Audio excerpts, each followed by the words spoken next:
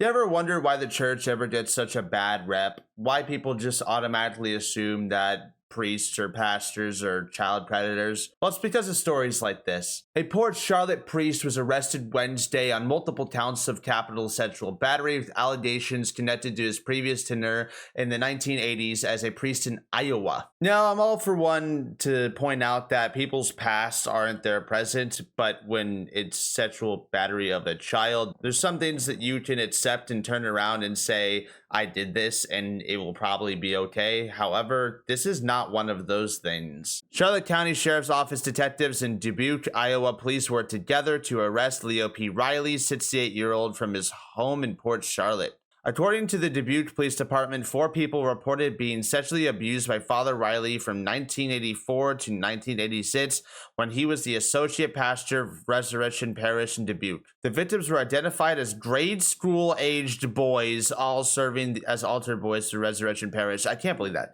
That's so, like, what the fuck? Parents are so quick to just trust their kids with, like, officials like this. Like, oh, he's part of the church. He's the pastor here, the associate pastor.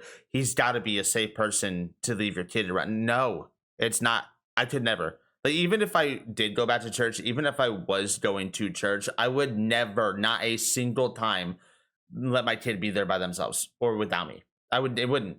I mean, I'm not going to go to church, but hey. So I guess the locals weren't very surprised down here in Port Charlotte. They were confused. It was like, hey, what's going on? This guy was cool. Like, he was a good guy, you know? And then you find out that people have secrets sometimes.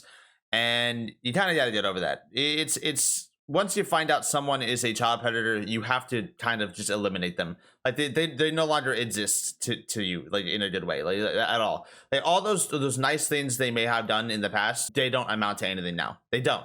They can't. Thankfully, here it seems like most of the locals here, nobody really supports them, so it's very good to see that they're saying stuff like this. We fully support the police in pursuing their investigation and trial to the full extent of the law. We don't know any other Catholics that aren't in agreement with the same position. That's a good thing to hear that they're in agreement of, because it would be a shame. It would be such a goddamn shame to see people try to stand up for it the same way that That 70s Show cast tried to stand up for fucking...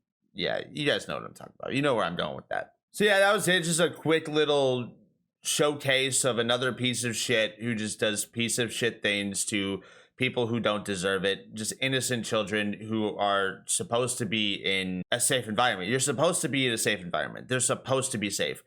I do not trust Christians or Catholics or Baptists or whatever the fuck you want to call yourself. I do not trust religious people with my children by themselves, especially religious people, because they will find a way to make it okay. They'll try to say, oh, you know, God wants to do this or something. That's my like perspective of it. When it comes to child predators, I'm not going to say like all Christians are bad, but I will say that they will use it as an excuse. There are child predators who will use God as an excuse. In the eyes of most regular people who are religious, I'm sure that's just straight up evil, blasphemy, and just nonsensical. Yeah, not much to see here. Just another piece of shit being put away.